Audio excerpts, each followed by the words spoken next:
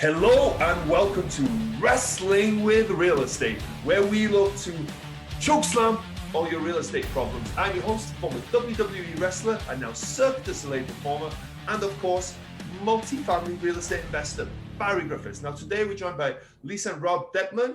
How are you guys doing? Great. How are you? I'm doing fantastic.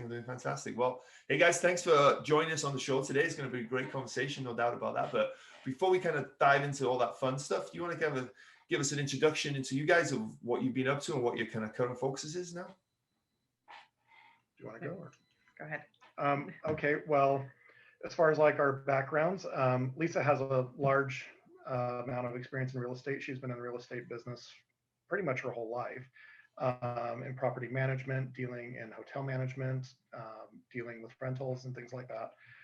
My background in real estate is a little bit newer, but I spent about 25 years in the investment industry dealing with stocks and commodities, foreign exchange, risk management, and actually in that same time dealing with artificial intelligence. I've been doing artificial intelligence and data engineering and machine learning for about 20 years.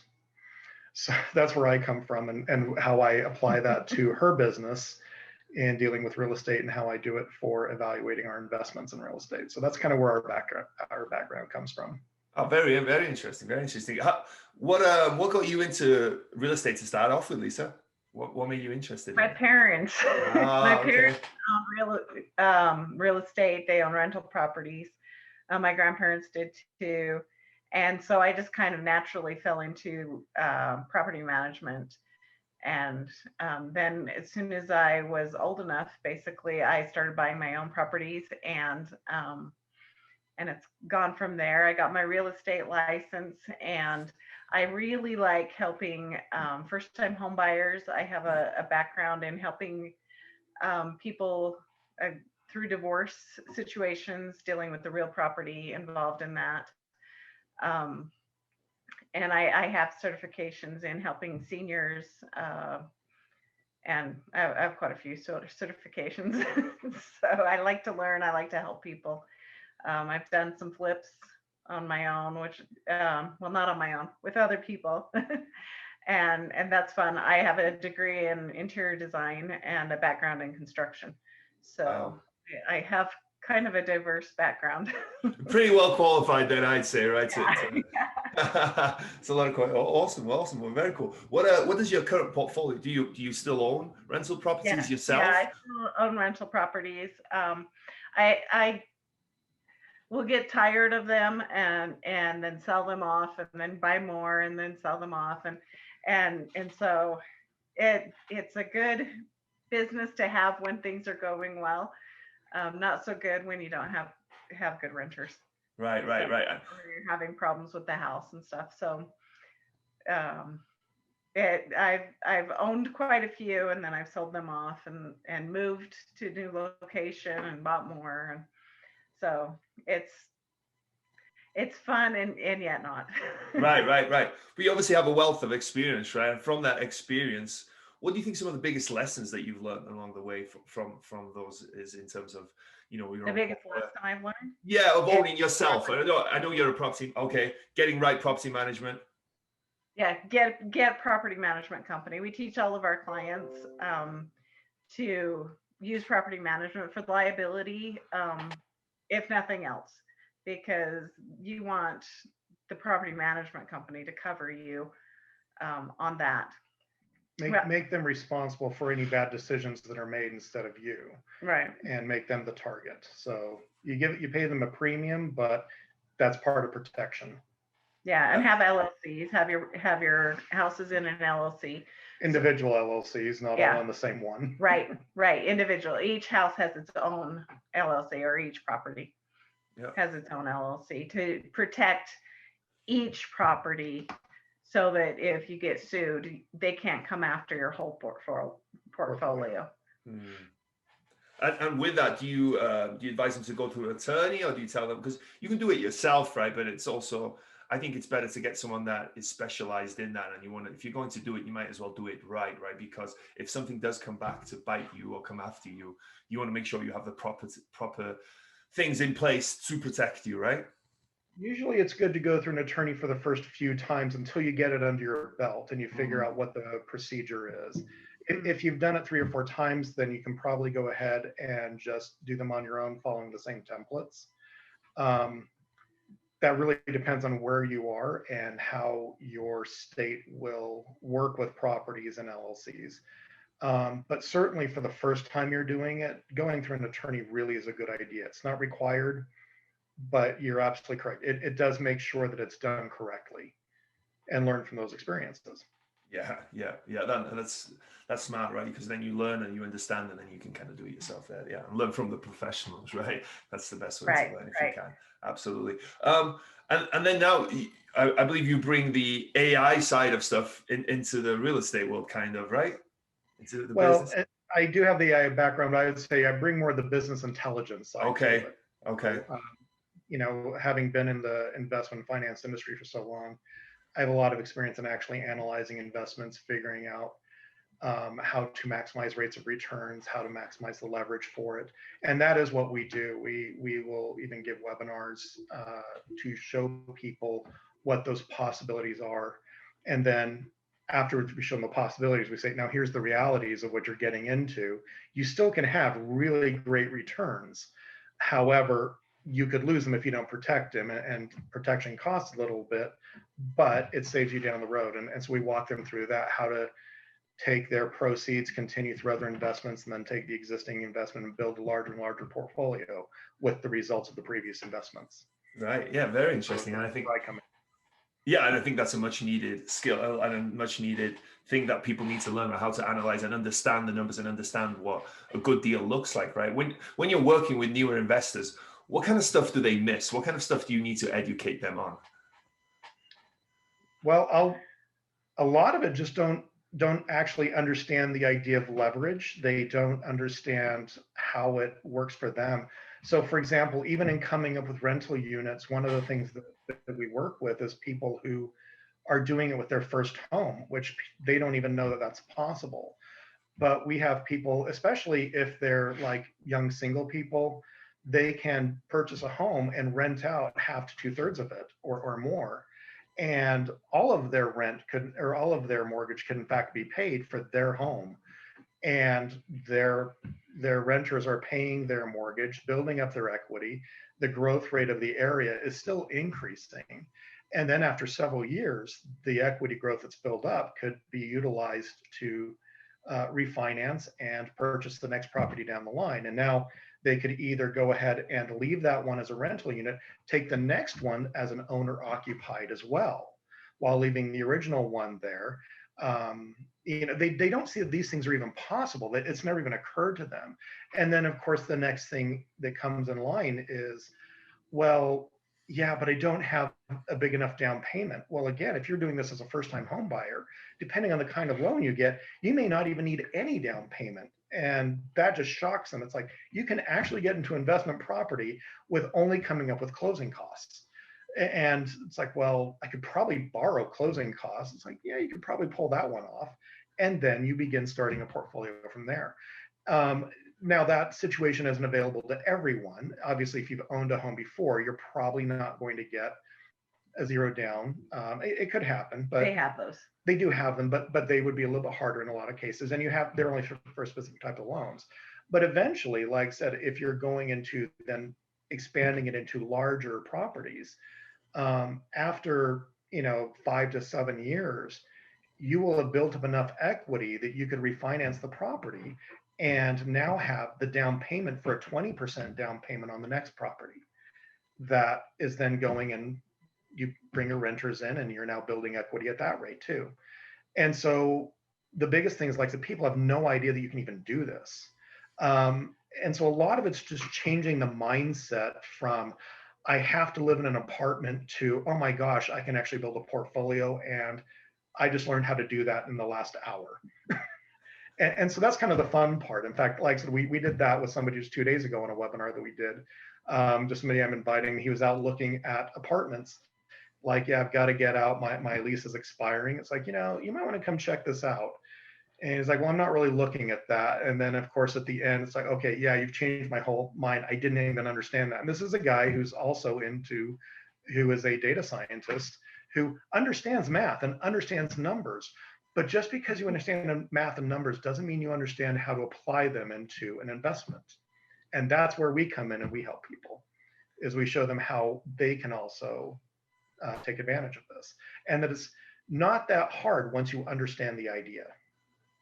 I love that as well. And it's so true. It's the mindset more than anything, right? It's like you said, the gentleman you mentioned, he understands numbers. He was a smart guy, no doubt about that. It's just having that mindset shift to like, wait, I can invest in real estate and I can actually build my own portfolio. And I don't need to be Donald Trump to do that, right? That's what most people think, that you need $1 million. If you're going to invest as an investor in real estate, you need to have $1 million to do that, right? And that's far from the truth. We actually show that on a plan, if you're really aggressive, you could have up to 8 properties in 15 years. So in reality, we'd say that's probably closer to 20 years. But still, going from 0 to 20 or to 8 properties in 20 years is still, an amazing set of return for people who thought they weren't going to have anything. And those 8 properties in 20 years will be paying you and giving you both cash flow and equity growth for the rest of your life if you want. You could leave your job and still have that permanent income. And those are just possibilities that most people don't understand and don't comprehend until it's actually, let's walk you through it so you do understand. And once they get it, then it's like, okay, and now we actually have a roadmap for them. We do custom analysis for their properties that actually gives them an instruction set. On this date, if you did this as your first home, here's when you need to reevaluate to get rid of your PMI. Here's where you need to increase the rate for your renters and by how much. Here's how much you need to set aside in addition to what you have been setting aside before. Here's where your insurance is going to increase. Because that's that reality part of it that kind of hits into a little bit of your profits, is you need to plan for those things. If you don't, you're going to get a real reality slap when those things come due and you realize you may not have funds because you didn't set aside for them. You thought everything was gravy. And it's like, no, it takes a few years to get gravy. At the beginning, you're just getting growth, but you will get gravy. Just give it a little bit of time. And so that's why we also like to create that custom roadmap for every one of their properties that they do, so that they actually know how to control their property. Because without something that tells you when to make certain decisions or what those decisions are, most people just go out and it's like, well, I'm just going to buy a house and rent it out. It's like, well, does the house need a new roof? Have you planned for the idea that depending upon when the roof was replaced last, you're going to need to replace that roof once or twice during the life of that loan. Are you setting money aside for that? Well, no, we just thought we were getting rent. It's like, well, that's where you're going to get hit. That's what we educate them on and say, here's how you need to change the way you think about owning your property. It doesn't take a lot of work, but it does involve, say, once a month, taking 20 minutes and just doing a reevaluation. And that's, a small amount of time. Most people will spend far more time. They will spend hours to days planning a trip that they're going on for a week. And that's far more time than they will ever often spend planning their future or planning or analyzing their investments. So if you can get to the point where you can take those 20 minutes, and it may not even be 20 minutes, it might be even a lot less, but you just need to be kept aware of your investment. Be aware of what's going on and what decisions you need to make them, and then you can just go ahead and move on. Yeah. And on the analytic, I want to ask a little bit more about the property management stuff in a second with Lesa, but in terms of the analyzing the deal itself, right? Most people who start out, they think, okay, this is my mortgage, this is my rent, this is my cash flow, right? But obviously that's not, as we know, that doesn't really work like that. The beginning parts of yeah, it. Yeah, exactly. But for people who don't understand, maybe can you, and obviously each property is different, and how if you're going to own the property, you're going to analyze it different to a brand new property. But just in terms of maybe what they're missing in that delta between the mortgage and the rent, what kind of expenses should they be allowing for? Well, depending upon where you are, you might be the one who's responsible for the utilities that you're going to have to be paying for. That's really dependent again on where you live. But like, for example, here, certain things like water are required to be paid by the property owner. Now, you might want to try and put that into your rent, but your renter's not allowed to pay that directly or have it in their name. It would have to be in yours. And so that needs to be taken into consideration. And that is something that's going to go up over time. It's going to be an expense. And it's what's considered to be a lost cost, a sunken cost. You will not be able to recover that money. Money that you put into PMI, if you weren't considering that, that's a big expense if you don't have 20% equity in your property. And so your first goal should be to get rid of PMI, to at least pay your property down enough to get the PMI off. Because again, you're never getting that back. And it's just lost money. But you also need to set aside money, which we let them know there are basically a savings cost, something that can be recovered or at least not necessarily is lost. And that might be, for example, the vacancy. You want to take some money aside of each of the money coming in to set aside for when vacancies occur. And we generally suggest that people assume you're going to have a renter for 1 year. You may have them for 3 or 4, but you have to assume that for at least 1 month a year, that place is going to remain unoccupied and that you're going to have to pay the mortgage with what you have left. So if you set it aside now, then it won't be a surprise to you when it occurs. And if you don't lose the renters, then that money, then we also show them how to put that into an S&P 500 investment account so that it's also gaining returns while they're waiting for it to be used. And that's where I come in because of my investment background. We can get them into just a regular stock portfolio. We don't take commissions on what they do in their investments or anything like that. We give them all of this for no other reason that they go through Lesa as their real estate agent. We just provide this. If you come through her, we're going to help you learn how to manage a property. At this point. Yeah. And so you also need to obviously set aside the money we talked about for like roofing plans for the future. There could be a water heater that blows.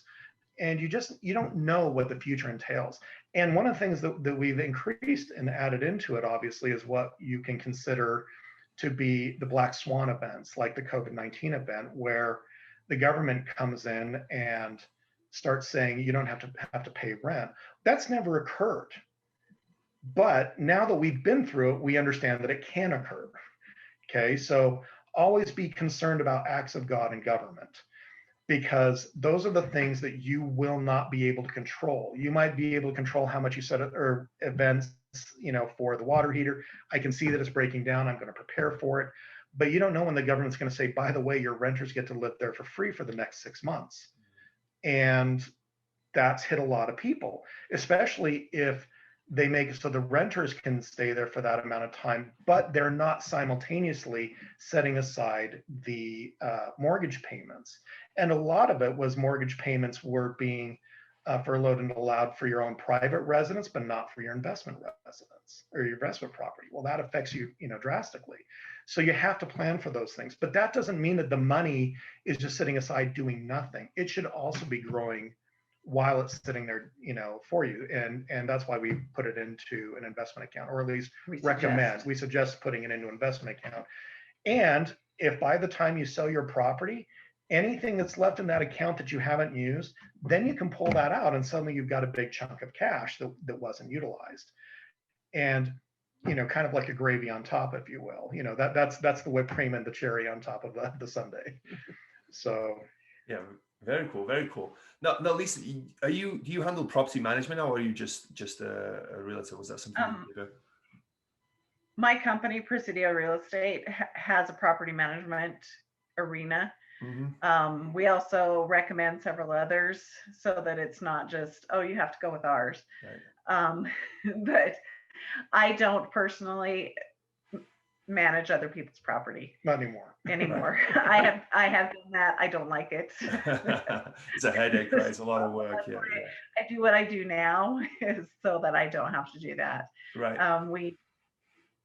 I recommend several options with anything I do. I always say, here's the people that I've vetted out You interview them and choose who you want to choose, or choose somebody else, because I'm not going to tell you who to go with. That covers my back if it doesn't work out and they're like, you recommended this person to me. I didn't tell you you had to do it. So this is, I have interviewed people, I have vetted them thoroughly, and they're really good, but you make your own decisions. So Presidio Real Estate has property management. They're very good. They're not a full 10%, depending on the property. So they're a little bit cheaper than some of the other ones. We have several others that we also recommend that people go with. They all have different things that benefit in one way or another. Some people require or take first and last month's rent, and I don't like that because I think that encourages churning. We want somebody who's not going to be paid if somebody's in there. So if somebody's leaving, then they should make sure that, on day 30, the last renter's out and I've paid for that month. And on day 1 of the next month, there's somebody in there ready to go ahead and take on board. Because even though you're setting aside for vacancy, that doesn't mean you want to pay for it. You want to make sure that that's being managed correctly. And the thing I was just going to say is, the reason why also she doesn't do it, herself anymore, is because the decisions that you make as a property manager are ones that you're legally liable for. And that's the whole point is we're trying to help people create a turnkey investment as much as possible. And that means that you shouldn't be responsible for the day-to-day operations of that property, nor should you be responsible for any legal actions that come from decisions made by the property or by the managing of that property. So, if it turns out that, there was a decision made by a faulty installer of a product that injured the tenants or their guests, well, if you're the ones who made the decision to install that product or hire the person to do that, you become legally liable. But if the property manager decided, a management company decided to hire a particular person, the property manager becomes legally liable for making that decision. And so again, you pay that premium, but that's more of that protection to make sure that your investment is protected. Yeah, and that's such a great point that people don't think. People think they hire property management, they just collect the rent, and that's it, right? But you're paying for so much more like that. The rent. Yeah. Their job is to take away and make it so that they're responsible for bad things that happen based upon those decisions. Yeah, and as a property management company, they have to be versed in the tenant landlord laws, the legislation that goes on there. This is all stuff that if you're going to self-manage, that you need to know, otherwise you can get yourself in a lot of trouble. And I always think it's worth that 8 to 10%, whatever that property management company fee. And one of the other things that's really important about a property manager, depending upon who's doing who's buying the property, most people generally are trying to be nice people. We want to be a nice person. We want to be liked. We don't want to hurt people in need. And we can get really, really attached to the tenants. And that's a really bad thing. When we're always in there listening to the stories of what's going on, and we have to decide who's telling the truth, who's lying. As bad as it is to say, but using a property management company removes you from that relationship. Now it becomes a business that's making the decision if an eviction is required. Because you don't want to be the one to tell somebody that they have to move out. You haven't paid in 3 months. Oh, I know, but it's really hard. Okay, fine. I'll let you go for a 4th and a 5th and a 6th month. That's one reason I don't do it anymore. I'm way too nice. She really is. And it's like, somebody's going to have to talk to them. It's like, I know. But this way it becomes somebody else's job. Mm-hmm. And it's bad to say, but they're not as feeling about it because they're paid to not be as feeling. And it's not because we're trying to be heartless. It's that if they're in there not paying, that means that we are the ones who are paying. Somebody has to be. Exactly. And suddenly you're out $2,000 or $3,000 a month of not just them bring money in, but you're paying out just because you don't want to be viewed as a bad person. And so property management is so important for the psychological aspect of removing yourself from that situation.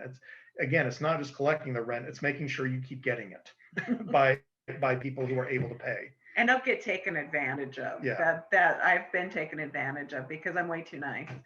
And they're like, oh my, whatever is going on, the story changes every month. And I just get suckered in. And so I'm not a very good property manager. I need to have somebody else do that. I am great with helping people find the property. I love to show properties. I love to help buyers. I love to help sellers. I love to do flips because I can see with my construction background, I know if you take out that wall, the ceiling's going to collapse. I can see, I have the vision. I've had several clients tell me, I love to have you come in because you can see what it will look like in the end. In my mind, I can see if we took out this wall and we changed out this carpet and we did this and this, then I actually see that in my mind, how it will look in the end. And they like that from me, as a real estate agent for them, so that I can say yes. And then I have the background in construction to be able to know if that's possible. And that's really good for the idea of the investment properties, because especially like for a first-time home buyer who's wanting to rent out part of their property, where do you put in the wall to separate? Where do you create the separation between the renters and yourself? And do you create 1 or 2 or 3 units inside of the single unit house? And, someone like me, I don't have that clue. To me, it's like, well, I don't know. I guess we just close the door. And that may not be the best idea. And it's like, no, we can put in a wall. It's like, oh, come on. But when we got married, it's like we took, our dining room and turned it into a bedroom. It's like, well, what are you going to do? Like, just put up some carpet? It's like, no, build a wall. You can do that? I didn't know. And then she goes ahead and builds this wall. Don't tell him the story. I'm gonna look bad here. She tells it.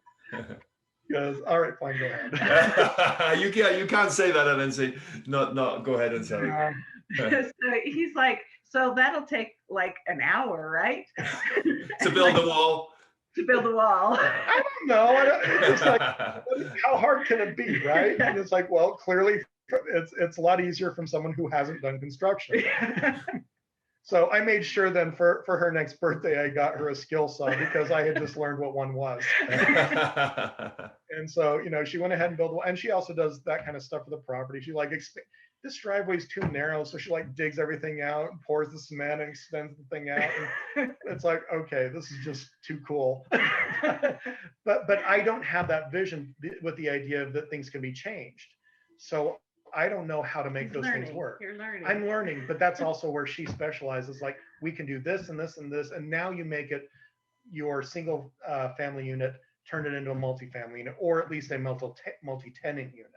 Yeah, and as long as that's the city says it's okay. We also make sure that they've checked with the city and go through all the proper protocol there, because we don't want somebody to get into a property and find out the city's not going to let us rent even rooms out or divide it into a duplex or do an Airbnb. There's several cities around us that don't allow new Airbnbs. And that's becoming more of a popular philosophy across the country to prevent new Airbnbs coming in. It's not just happening here. All across the country, they're trying to prevent this because it's competing against rentals. And hotels. And rentals too, because these are not places available for regular rental. Why would somebody rent their property out for $2,000 a month when they think that they can get $500 a night? Right. And then suddenly that's no longer available for people to live in. For people to live in. And when you've got a shortage of rentals, it's like, okay, we need to stop this from happening. So that's kind of taking a movement across the country. There's still plenty of places that do allow it, but they're starting to diminish as those problems creep in. Southern Utah is really regulated now. Mm-hmm. And I think Vegas is too.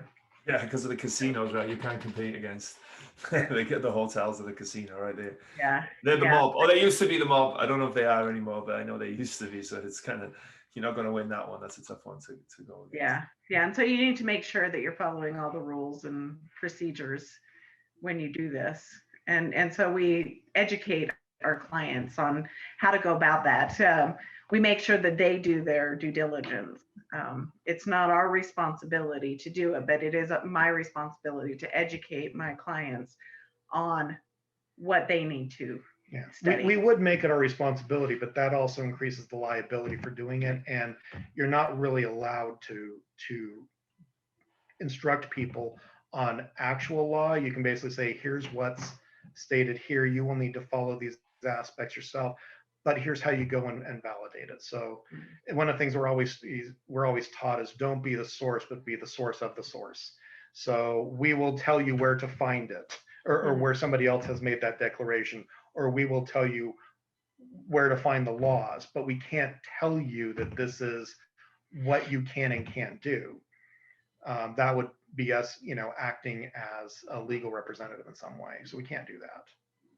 Yeah, well, this is great. This is what I love about real estate is, right, when you first get in, you think you need to know everything, and you realize that you don't know everything, because it can seem really intimidating, right? Because everything you talked about there, how would someone know unless they studied for a long time and had experts helping them along the way? But someone can come to people like yourselves, right, and use your expertise, use your knowledge, right, and get so much further. And like you said, there's so much that, I don't want to say that real estate is risky, but there's stuff that can go wrong, right? You can get hurt in real estate if you don't know what you're doing. And there's ways to protect yourself. Exactly. If you know what to do. You'll never be 100% protected. Everything has a sense of risk, but you can certainly figure out how to manage those risks. And like I said, you may take a little bit of a cut on what you're bringing in, but that little cut saves you from lawsuits later, from headaches later, from being surprised by really bad things later. It's a peace of mind that's a very valid one. And then you always want to have good insurance to cover you just in case. I mean, just like you have auto insurance in case of an accident, you need to make sure that you have good insurance on your property and an umbrella policy that covers everything, so that in case you didn't cover everything, because you can't.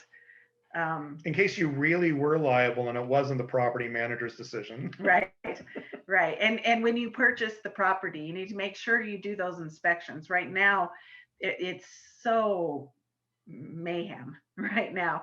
When people are putting offers on houses, they are waiving their inspections and appraisals if they can get away with it. And that is protecting you. And to not do an inspection when you purchase a property, you don't know if the sewer line is crushed. There's one around the corner from us, and I hope that the people did an inspection before they purchased it, because I knew that the sewer line had been crushed and that the renters that were in there before had problems constantly because of it.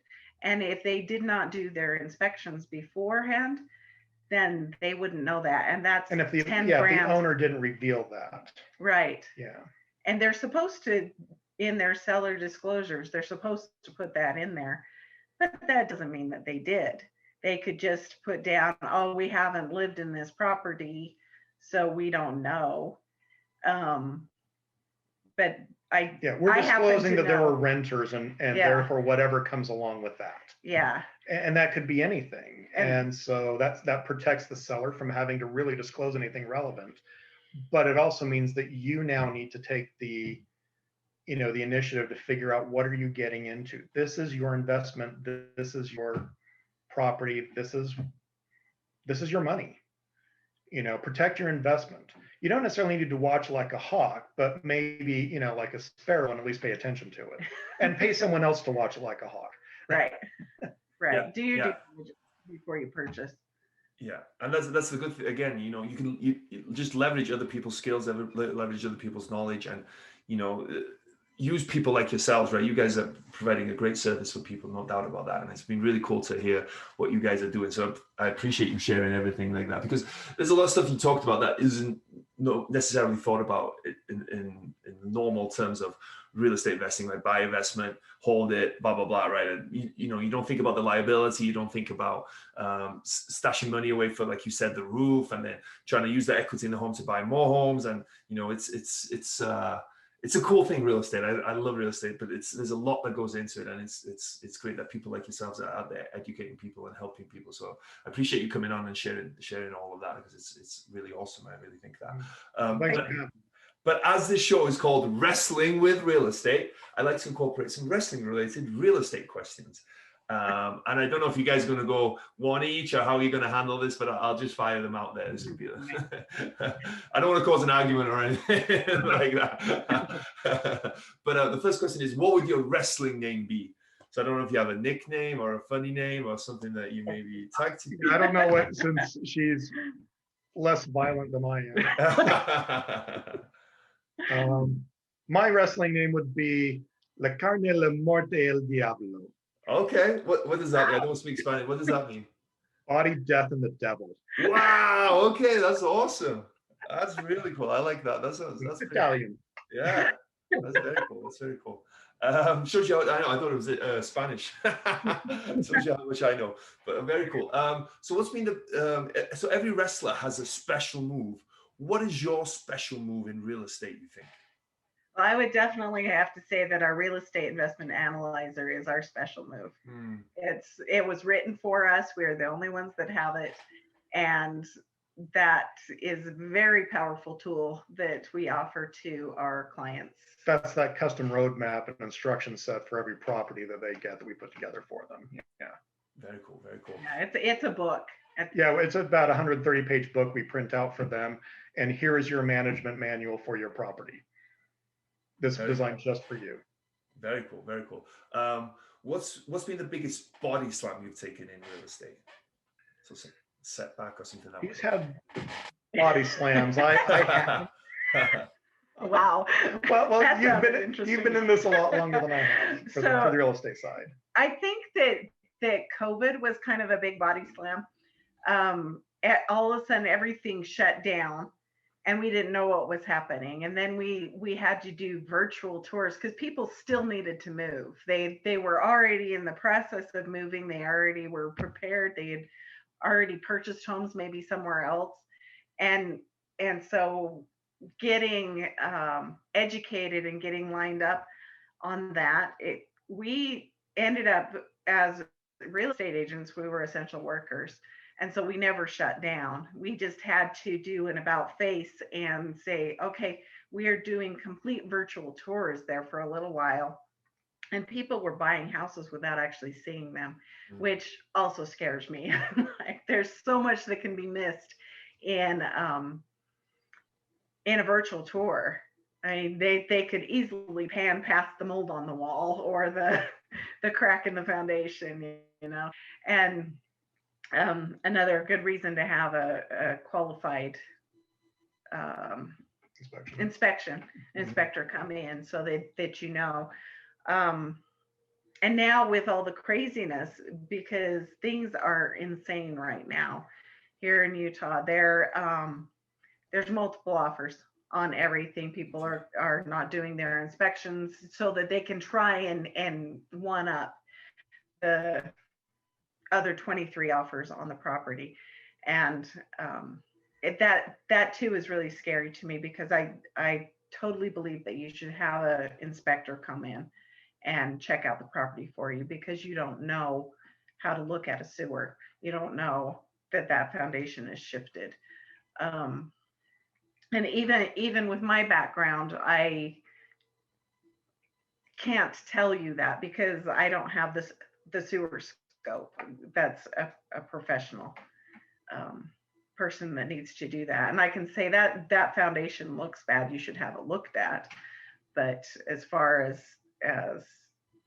being able to say, unless the house is totally falling off the foundation, or there's a step in the middle of the living room, which I have seen where there wasn't supposed to be a step, then you need to have somebody that's qualified to do that. So yeah, I think that the craziness of this past year is a total body slam. Yeah. On this. So was there a moment that you were standing on the top rope, getting ready to jump, but you were too scared? What was it, and how did you overcome it? If it's in I have those, but not necessarily as much in property as like she does. I have them in other investments. So Okay. I'll let you go. Well, I think that getting our property analyzer written and out was a big step for me, as far as, is this the direction that I want to go, or do I want to? She didn't believe the numbers is what it was. She's just like, this thing does not seem like it could possibly be doing. It's showing projections that are outrageous. It's like, well, let's take a look at it. You know, it's like, let's evaluate it. And I had to show her. So he used one of my properties that I knew. I've owned it for 22 years now. And so I'm like, I paid this amount for it in this year, and he projected it out and did the whole analysis on it. And it came out at that point to $600 off. No, it was about $5,000 off at the beginning of the year. Value. By the time it actually turned into near the end of the year, it actually appraised for almost exactly that amount. Dead on. So it's just like, well, that just seems unreal. But this has to be the exception. It's like, okay, well, show me another property. And we go back and look at the property purchases when they occurred before, what they're evaluating at now, where they are. And it's like, this is really amazing. It's like, it just seems like such large numbers that you can get these returns on these investments. Like, they do seem large, but they're based upon real information. I'm not just making this stuff up. And that was really hard for her to accept at the beginning. And then, like I said, once she started seeing those examples, then it's like, okay, it still seems really large, but I have more faith in it, because now I'm seeing that these are numbers that have actually occurred, not just ones that could occur, but they've actually been done that way. Yeah, so it still scares me. So we were teaching it in the webinar the other day, or he was teaching it and I was on, and I'm like, those seem so far out that how can they be real? And yet I have seen them. I went through all the examples with him, and they're my properties, and I'm like, they're real. You know, you take $100,000 property 20 years ago, and it's $300,000 now, and that's your equity. You know, you built all that equity, and in the last 20 years. I had more faith in it. I'll just say that. Yeah, it wasn't as scary for me. It wasn't scary for me, because I'm the one who did the analysis to figure out the numbers to actually make the models work. Yeah. So. Very cool. Very cool. Sounds like a cool analyzer. Well, guys, Rob and Lesa, thank you so much for making the time today. It's been a really interesting conversation. But before we go, people want to reach out to you. If people, want to maybe use your services, maybe want to have access to your analyzer, or, work with you guys in finding some properties for them, how can they do so? What's the best way for them to get in touch and reach out? My phone number is 801-808-9806, or Lesa, Lesa, at deadmanrealty.com. Very cool. Very cool. Well, guys, thank you so much. Have an awesome rest of your day out there in Salt Lake. Thank you very much. Have a great time down there in Vegas. I'll try and stay out of trouble. Thank you.